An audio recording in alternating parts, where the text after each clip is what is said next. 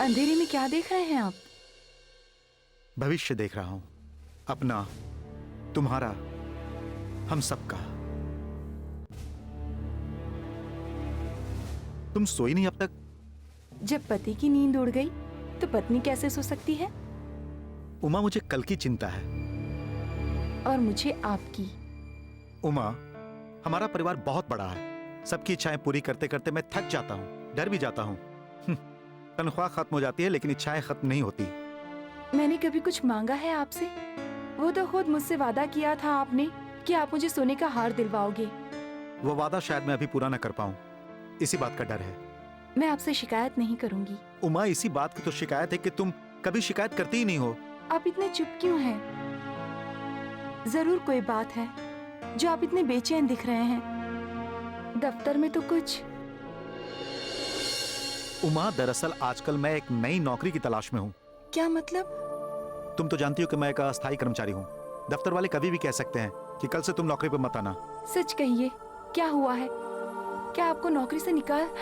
नहीं नहीं, नौकरी से नहीं निकाला। उमा, दफ्तर में यह बात चल रही थी कि शायद अस्थायी कर्मचारियों को निकाल दें।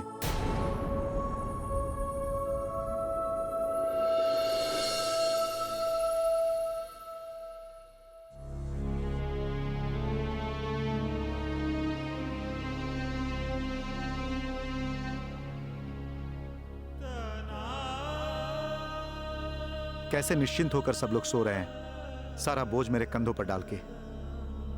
पिताजी, माँ, चाचा चाची, बच्चे, कितना विश्वास करते हैं सब लोग मुझ पर। कितनी श्रद्धा है इन सबकी मुझ पर। इन्हें लगता है कि जो कुछ भी मांगेंगे मैं उन्हें दिलवा दूंगा। उमा, क्या इस विश्वास की कसौटी पे मैं खरा उतर पाऊंगा? अगर मैं खरा नहीं उतर पाया तो क्या होगा? उधर दफ्तर में भी सब लोग मुझे चुलकर ये कर दो, चुलकर वो कर दो, सब लोग मुझे ईर्ष्या से कहते रहते हैं। चुलकर, तुम्हारे बिना तो साहब का कोई काम होता ही नहीं है। वो तो रात दिन तुम्हारे ही नाम का जाप करते रहते हैं, चोलकर चोलकर। लेकिन क्या फायदा, तुम जो अस्थाई जो हो, एक दिन नौकरी छोड़ के चले ही जाओगे। फिर क्या आपकी नौकरी चली जाएगी? नहीं उमा, अभी तो सुरक्षित है, लेकिन कल। तो क्या आपकी नौकरी स्थायी नहीं हो सकती? अस्थायी हो सकती है, लेकिन पहले मुझे विभागीय परीक्षा में बैठना होगा। मतलब नौकरी तो पक्की हो जाएगी ना? पक्की भी हो जाएगी और तनख्वाह भी बढ़ जाएगी। तो फिर आपके मुंह में घी और शक्कर। शक्कर चाय में, मुंह में नहीं। मैं जानती हूँ आपको दुगनी चीनी की चाय पसंद है।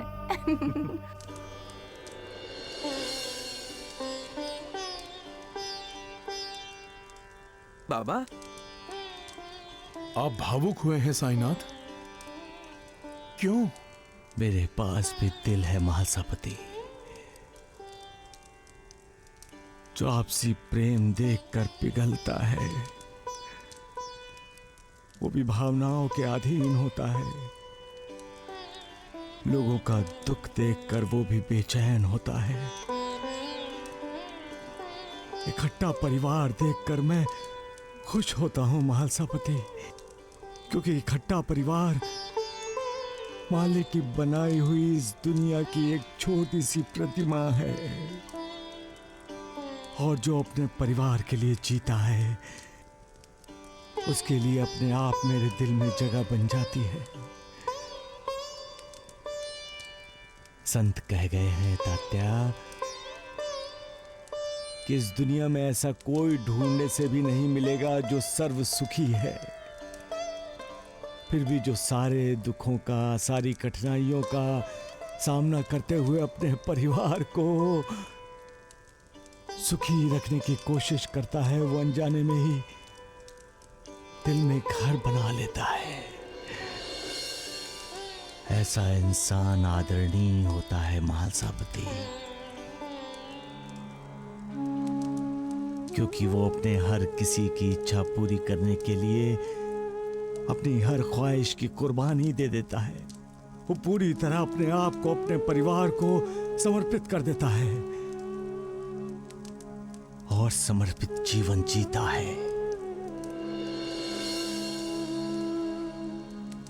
ऐसे व्यक्ति और ऋषियों में क्या फर्क है महासापति? ऐसे समर्पित जीवन में जब उसकी पत्नी भी उसका साथ देती है तब वो घर साक्षात स्वर्ग बन जाता है। दुख कनखियों से भी उसकी तरफ नहीं देखता। सबका मालिक एक। सुनो सुनो सुनो, आज नानावली और द्वारिका नाथ में बहस होने वाली है। सभी भारी संख्या में हाजिर हो। सुनो सुनो सुनो। देखना, आज नानावली द्वारिका नाथ जी की टाई टाई फिश कर देगा।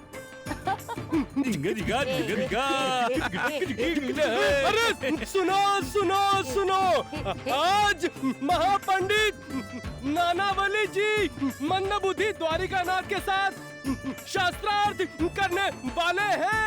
आप सभी से अनुरोध है कि नानावली का गौरव बढ़ाने के लिए उपस्थित रहे।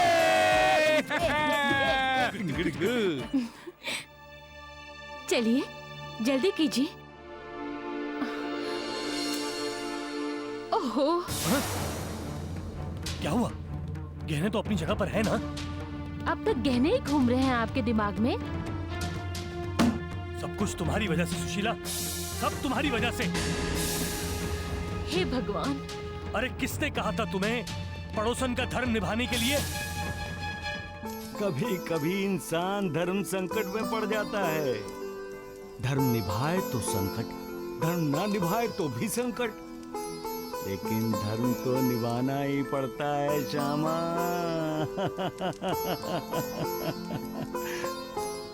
नानावली और द्वारिकानाथ जी की बहस सुनने तो चलिए। नहीं, मनोरंजन होगा।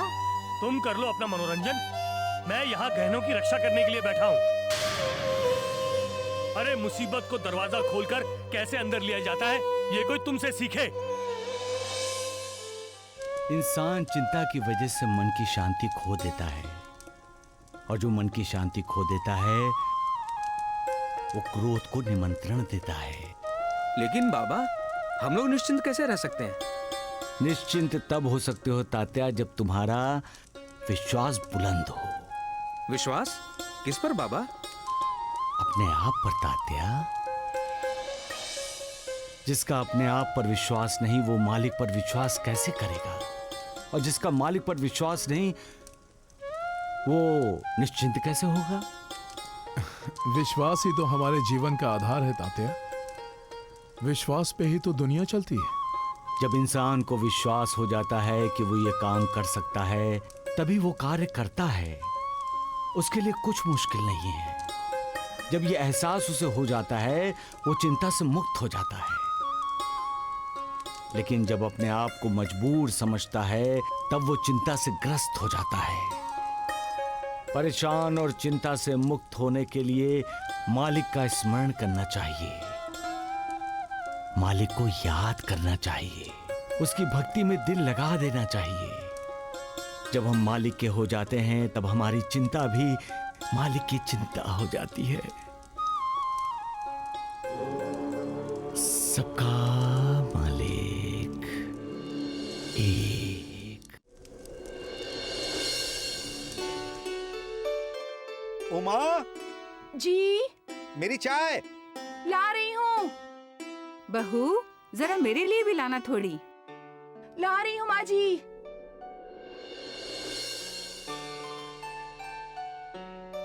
लीजिए माँ जी।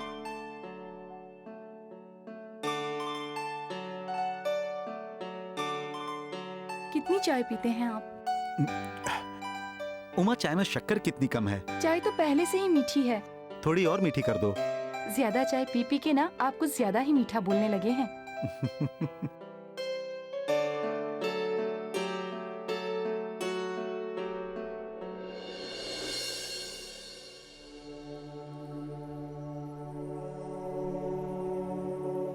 बेटा चिंटू। दादी माँ। अरे दादी, आप क्यों आई? मुझे बुलवा लिया होता। कोई बात नहीं बेटा, मेरा ये चश्मा बिगड़ गया है। सिलाई में पढ़ने में बहुत तकलीफ होती है। ठीक करवा दोगे? अभी ठीक हो जाएगा। भगवान तुम्हारा भला करे। आज तुम्हारी ही वजह से सुख चैन से दो निवाले खा रहे हैं बेटा। माँ, हाँ बेटा। दादी को छोड़ाओ।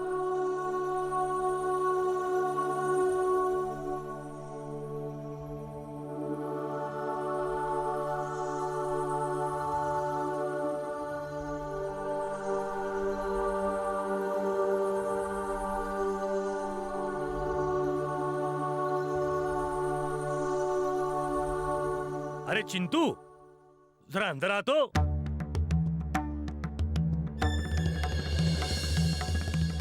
जी पिताजी। हाँ चिंटू बेटा, तुम्हारी माँ, मैं और तुम्हारे चाचा चाची तीर्थ यात्रा करने जाना चाहते हैं।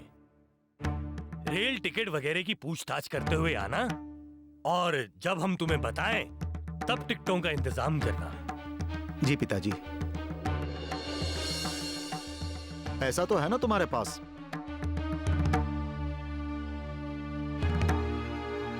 जी चाचा जी।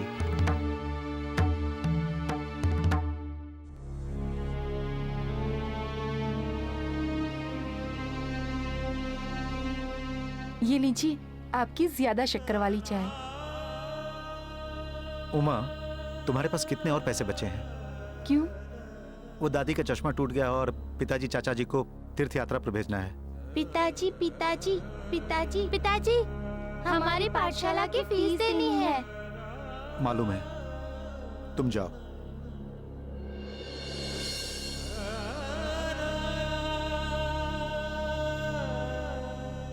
हमारे पास जो पैसे हैं वो तो आपने मुझे मेरे सोने के हार के लिए दिए थे। बचा बचा कर उसी के लिए तो इकट्ठा कर रही हूँ मैं। जाने क्या होगा, पिछला लिया हुआ कर्जा ही अब तक चुका नहीं पाया।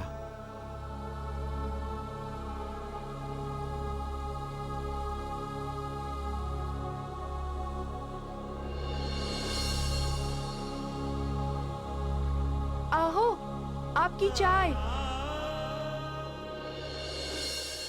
इंसान की कथनी और करनी से कभी कभी भविष्य में घटने वाली घटना का संकेत इंसान को अनजाने में ही मिल जाता है।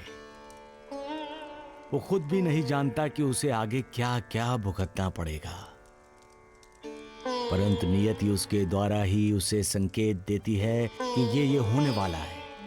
इंसान क्रोध में आकर कभी कभी ऐसा कुछ बोल देता है जो आगे चलकर सच हो जाता है। इसे ही तो बद्दुआ कहते हैं।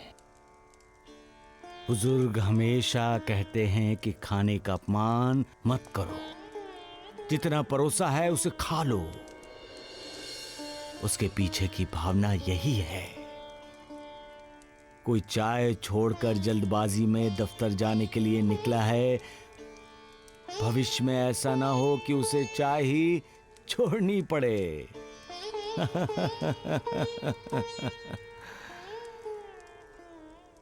सबका मालिक एक।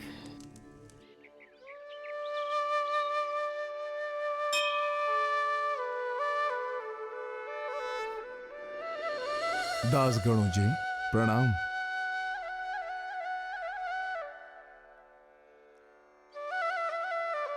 महालसापति जी, ऐसा लग रहा है जैसे शिरडी में भक्तों का मेला लगा हुआ हो। आप तो भक्त शिरोमणि हैं दास गुणु जी। मैं तो साईं बाबा का एक भक्त हूं। दिन रात उनको याद करता रहता हूं, उनकी भक्ति करता हूं, उनका ही गुणगान करता हूं। दास गुरु जी, गुणगान करने वाले भक्तों के बारे में साईनाथ क्या कहते हैं जानते हैं आप?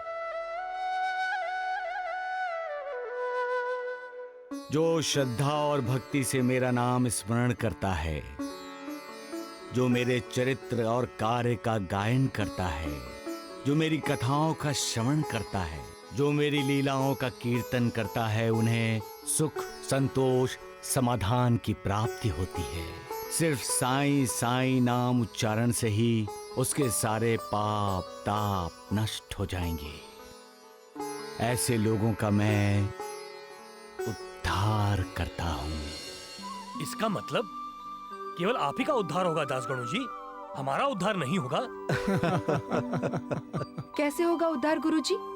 आप तो साईं बाबा से झगड़ा करते रहते हैं। गुरुजी का पुण्य बहुत बड़ा है, इसीलिए तो साक्षात भगवान के मित्र हैं। भगवान पर अपना अधिकार जताते हैं और भगवान उनका यह अधिकार मानते भी हैं। गुरुजी की भक्ति की महिमा अपार है। प्रणाम दासगणु जी। प्रणाम। प्रणाम दासगणु जी, लेकिन आप कीर्तन कब कर रहे हैं? दासगणु जी, महामहोपाध्याय पंडित नानावली जी के बहस जीतने के बाद आप कीर्तन कीजिए।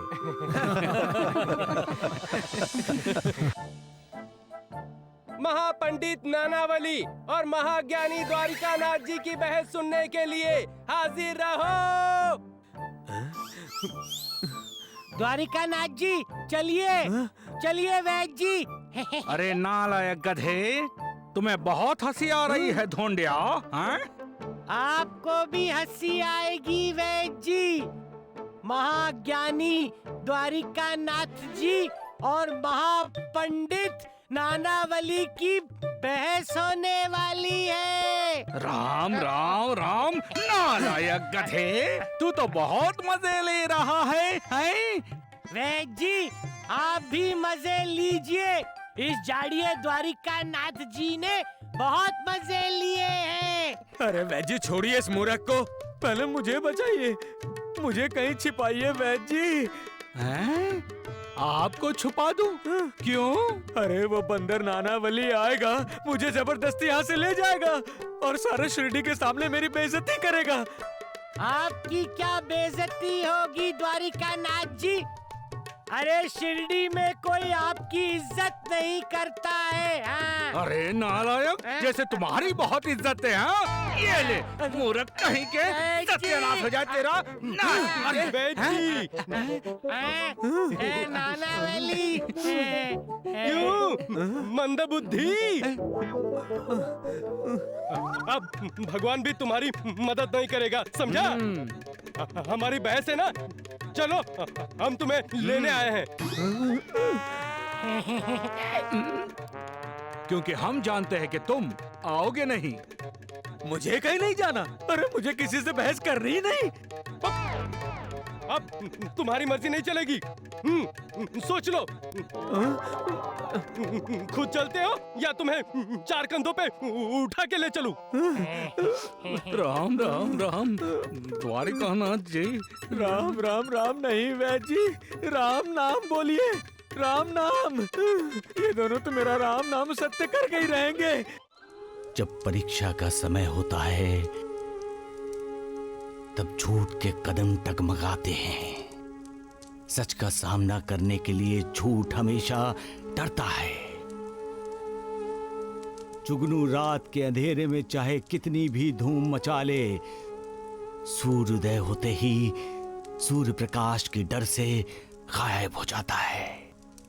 झूठ और झूठा कभी परीक्षा देना नहीं चाहता, क्योंकि परीक्षा देने से उसकी पोल खुल जाती है। सबका मालिक एक।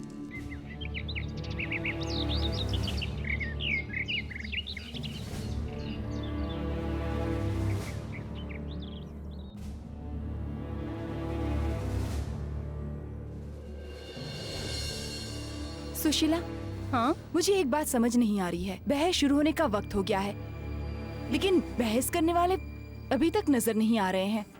महापंडित नानावली की, महापंडित नानावली की। सुशीला, मैं घर जा रहा हूँ। अरे रुकिए ना। हाँ अरे मैंने कहा ना, यहीं रुकिए। ऐसा मनोरंजन बार बार देखने को नहीं मिलेगा।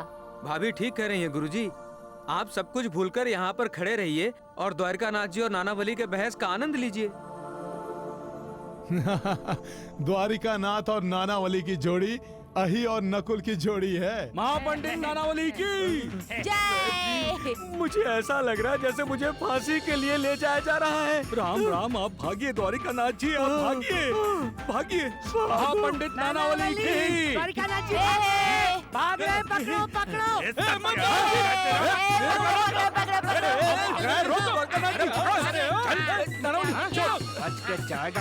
अरे छोड़ मुझे।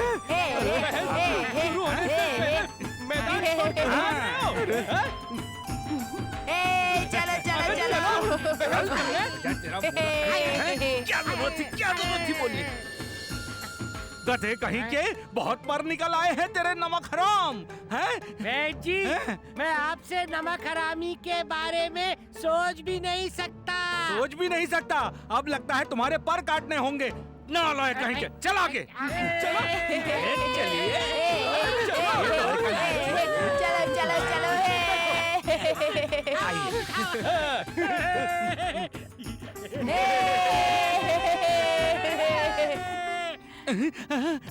जी, यहाँ बहस होने वाली है, दवाई नहीं बनानी।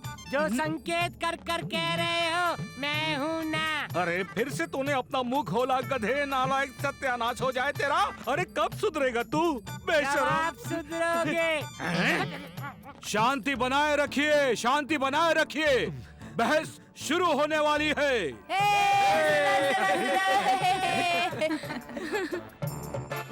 सुशीला, मैं यहाँ बहस सुनकर सगुण, बहस शुरू होने से पहले बहस के नियम बताए जाते हैं। हाँ, बिल्कुल महासभापति जी। इस बहस के 2 नियम हैं। पहला नियम, महापंडित नानावली जी ही विजयी होंगे। सगुण भैया, दूसरा नियम भी बता दीजिए। दूसरा नियम, यदि बहस में द्वारिकानाथ जी जीत जाते हैं तो भी पहले नियम के अनुसार महापंडित नानावली जी को ही विजयी घोषित किया जाएगा।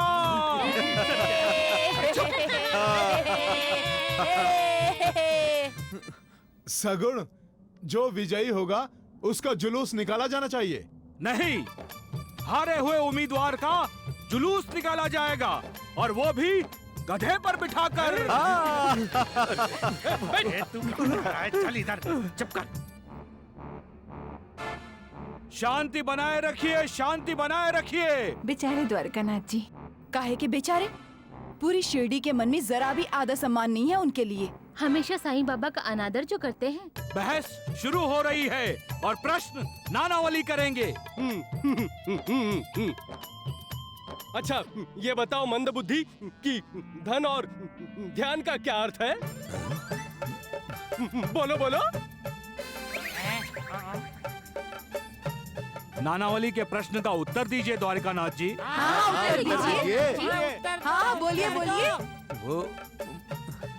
अरे मंदबुद्धि, तुम जिसका ध्यान करते हो ना, वो धन है। और महलसापति जी, श्यामा जी और सगुण भैया और सारे शिरडी वाले जिस बाबा का स्मरण करते हैं ना, वो ध्यान है।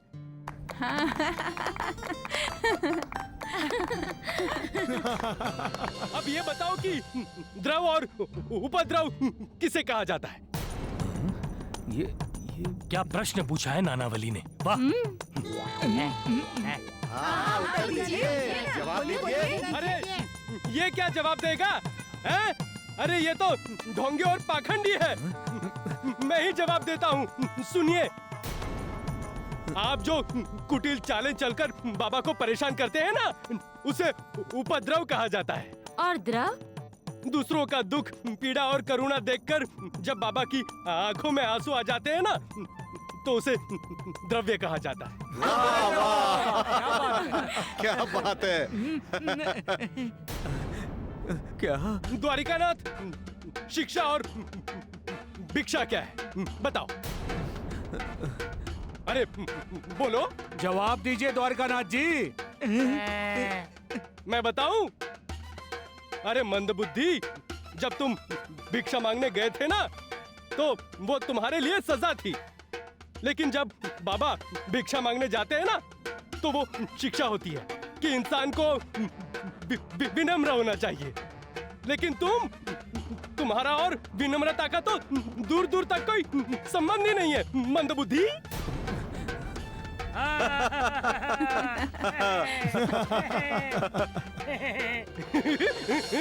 महापंडित नानावली जी बहस जीत गए हैं।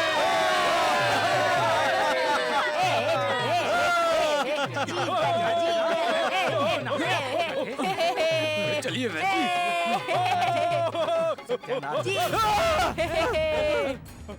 अरे सांप सांप ये क्या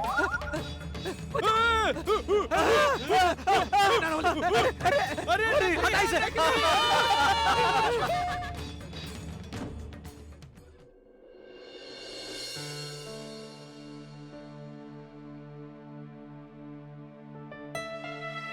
नमस्कार चोलकर साहब, शक्कर वाली चाय पी रहे हैं?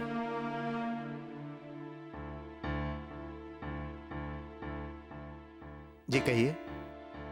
मेरे एक मुकदमे की सुनवाई परसों है। मैं चाहता हूं कि उसकी सुनवाई कुछ दिनों के लिए टल जाए। पर यह संभव नहीं है अब। अरे कैसे संभव नहीं है? कोशिश करने से सब कुछ संभव है चोनकर साहब, असंभव कुछ भी नहीं। बस आप इस केस की फाइल को कुछ दिनों के लिए दबा के रख दीजिए ताकि सुनवाई टल जाए। मुझे रिश्वत देकर आप गलत काम करवाना चाहते हैं? अरे मैं तो आपकी थोड़ी सी मदद चाहता हूँ और आप तो मदद? गलत काम को आप मदद कहते हैं? चुपचाप ये पैसे उठाइए और यहाँ से दफा हो जाइए। क्षमा चाहता हूँ चोलकर साहब, मैं नहीं जानता था कि आप सत्यवादी राजा हरिश्चंद्र के खानदान के वारिस हो, वरना ऐसी गलती कभी नहीं होती। तुम हमारा काम नहीं करोगे तो क्या हमारा काम नहीं होगा? अरे पागल हो, घर आई लक्ष्मी को ठुकराते हो। अरे इसी ऑफिस में इससे भी कम कीमत में मैं काम करवा के जाऊंगा।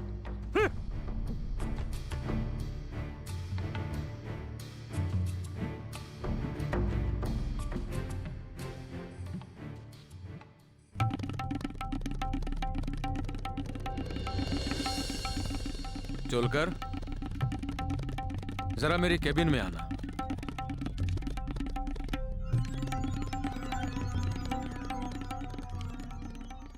जो सच्चाई और ईमानदारी का चोला पहनकर चलते हैं, झूठ, बेईमानी और व्यभिचार का मजाक उड़ाते हैं, उनका अपमान करते हैं, लेकिन सत्य ही मान, सत्य ही मर्यादा और सत्य ही जीवन की डोर है। जो उसका मजाक उड़ाते हैं वो खुद मजाक बनकर रह जाते हैं। जब इंसान सच्चाई के रास्ते पर चलता है तो शुरू शुरू में झूठ के कांटे उसे चुभते हैं, लेकिन जैसे जैसे वो आगे बढ़ता चला जाता है उसे पता ही नहीं चलता कि कांटे कब फूल बन गए। ओम श्री सच्चिदानंद सद्गुरु साईनाथ महाराज की जय।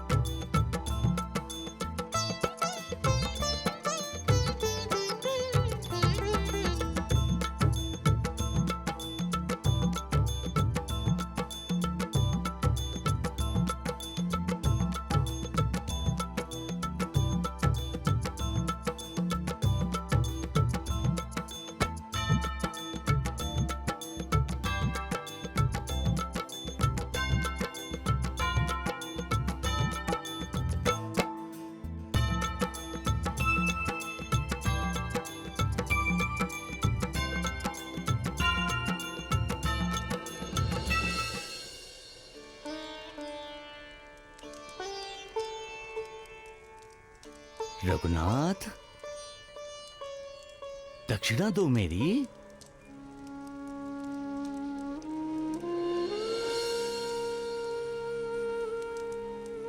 तुम ऐसे हैरान होकर देख रहे हो जैसे मैं दक्षिणा नहीं रिश्वत मांग रहा हूं। रघुनाथ, मेरी दक्षिणा देकर जरूर जाना। मालिक।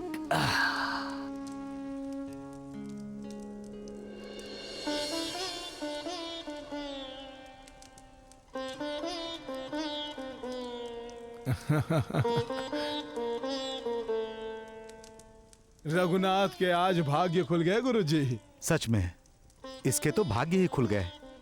बाबा ने इस पर इतना बड़ा उपकार जो किया है, देख लेना इसका भला अवश्य ही होगा। लेकिन साईनाथ ने रिश्वत की बात क्यों कही है? ये तो देवा ही जाने मालसापति, परंतु ये है एक संकेत। लेकिन किसके लिए? चोलकर, कहते हैं कि जिस तालाब में एक सड़ी हुई मछली होती है वो पूरे के पूरे तालाब को गंदा कर देती है, परंतु जहां पूरा का पूरा तालाब ही गंदा हो वहां एक साफ मछली कैसे रह सकती है? तुम एक अच्छे इंसान हो चोलकर, परंतु हम जिस व्यवस्था में जी रहे हैं वहां तुम्हारी अच्छाई, तुम्हारी ईमानदारी तुम्हें नुकसान पहुंचा सकती है, क्योंकि तुम्हारी नौकरी अस्थायी नहीं है चोलकर। मेरा क्या है, मैं आज यहां हूं, कल यहां कोई और होगा। न जाने वो तुम्हारी सच्चाई, तुम्हारी ईमानदारी का क्या मतलब निकालेगा। हो सकता है वो भी इसी सड़े हुए तालाब की एक मछली हो, तो वो तुम्हारी अच्छाई को किस रूप में लेगा? अगर वो भी इस तालाब की एक सड़ी हुई मछली निकला तो तुम्हारी नौकरी जा सकती है चोलकर। साहब, मैंने विभागीय परीक्षा में बैठने का फैसला किया है। यह तो अच्छी बात है। परीक्षा में उत्तीर्ण होते ही तुम्हारी नौकरी पक्की हो जाएगी। तुम्हें इस व्यवस्था की जरूरत नहीं है, इस व्यवस्था को तुम्हारे जैसे ईमानदार लोगों की जरूरत है। साहब चाय रख दो।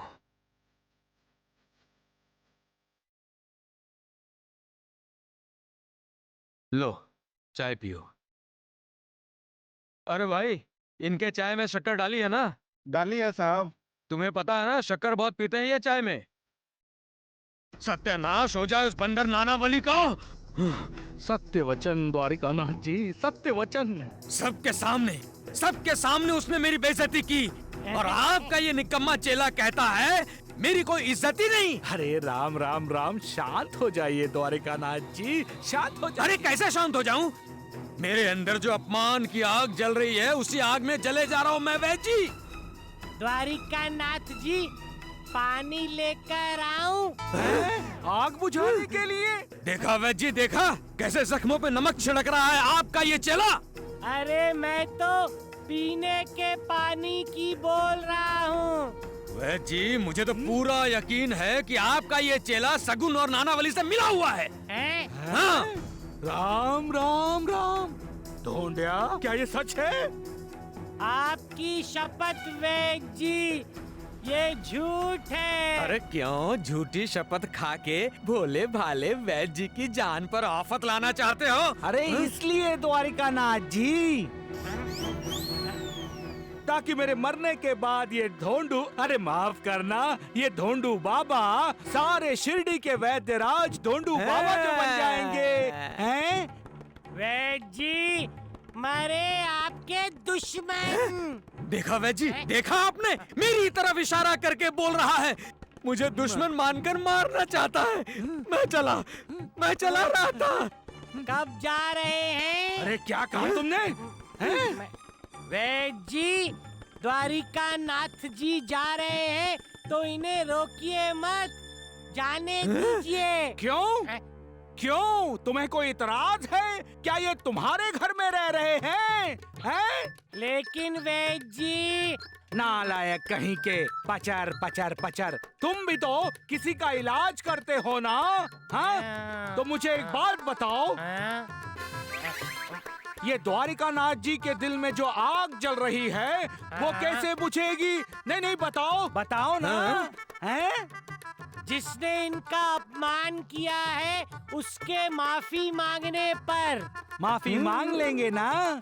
तो ढोंडिया, तुमने भी तो द्वारिका नाथ जी का अपमान किया है, हैं? सत्य वचन वैद्य जी, सत्य वचन। नालायक गधे, जब वो बंदर नानावली द्वारिका नाथ जी से सवाल कर रहा था तब तुम कैसे दांत निकाल कर हंस रहे थे? वैद्य जी ऐसे अरे राम राम राम, कितनी मधुर हंसी है तुम्हारी ढोंडिया। आप ऐसी बातें करते हैं तो मुझे रोना आता है वैद्य जी। तो जी भर के रो लेना ढोंडिया, क्योंकि बाद में तुम्हें द्वारिका नाथ जी की सेवा करके उनके दिल में जो आग जल रही है अपमान की, उसे बुझाना है। मैं द्वारिका नाथ जी की सेवा करूं वैद्य जी? राम राम राम। अरे कितनी धोखेबाजी की है तुमने हमारे साथ, कितनी दगाबाजी की है हमारे साथ। उसकी सजा नहीं भुगतोगे? लेकिन वैद्य जी। अरे चुप, द्वारिका नाथ जी कहीं नहीं जाएंगे, यही रहेंगे। और हाँ, जब जब वो चाहेंगे तब तब तुम उनकी सेवा करोगे। हाँ, और इनकी सेवा करते करते इनके अंदर जो अपमान की आग जल रही है उसे बुझाओगे। यही तुम्हारे गुनाह का प्रायश्चित है, समझे? क्यों द्वारिका नाथ जी? बिल्कुल सही।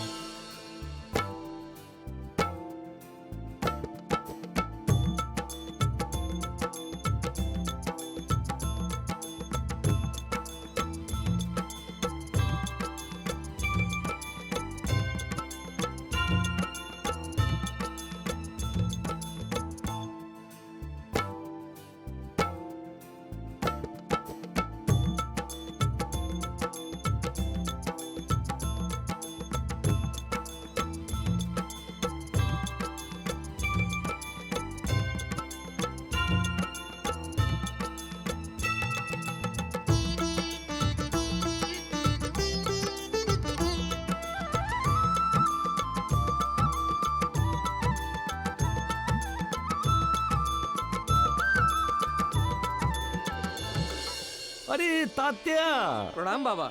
खुश रहो खुश रहो खुश रहो। सुना है तुम्हारे खेतों में जानवरों ने घुसकर काफी नुकसान कर दिया?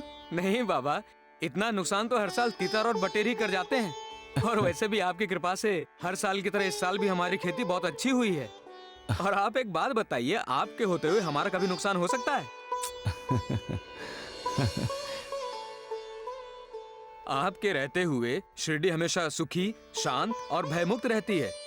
और जिस दिन शिरडी में बीमारी, तूफान आदि कुछ आ भी गया तो आप है ना हमें बचाने के लिए। तात्या, सबको बचाने वाला तो वो मालिक है तात्या, वो मालिक। माँ की कोई खबर आई तात्या? हाँ बाबा, माँ की थोड़ी तबीयत सही नहीं है। हाँ। तो मैंने उन्हें यहाँ पर आने के लिए ज्यादा जोर भी नहीं दिया। मुझे लगा वहाँ पर तो मामा है उनका ख्याल रखने के लिए। यहाँ पर जब मैं खेत में चला जाऊंगा तो उनका ध्यान कौन रखेगा? इसलिए अब तो तेरा ख्याल रखने वाला भी कोई चाहिए। माँ ने तुझसे कुछ नहीं कहा? क्या? शादी कर लो। बाबा। दूसरों की खुशी में अपनी खुशी ढूंढना, दूसरों के गम लेकर उन्हें सुख देना, अपने आंसू छुपाकर दूसरों के होठों पर मुस्कुराहट लाना, यही जिंदगी है तात्या। हर इंसान ये सब सीख जाता है जब उसका अपना परिवार होता है। सुख दुख का आदान प्रदान इंसान को शादी ही सिखाती है। इसलिए तात्या, तुम शादी कर लो। मैं जो कहता हूं।